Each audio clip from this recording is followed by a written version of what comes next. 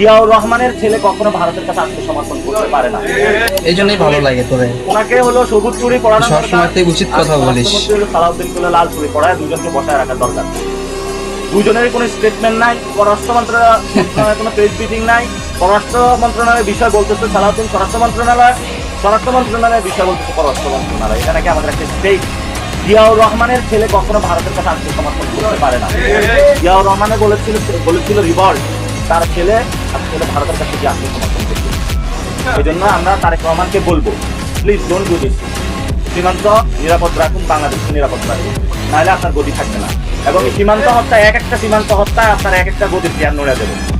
এক একটা পায়া, এক একটা লোক এখানে আহত হবে, নিহত হবে, আপনার এক একটা হলো পায়া হলো খুলে যাবে।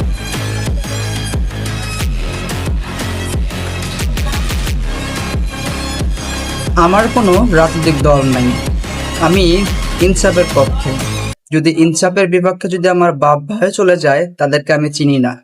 আর ইনসাফ করতে কোনো দল করতে হবে না, ঠিক আছে?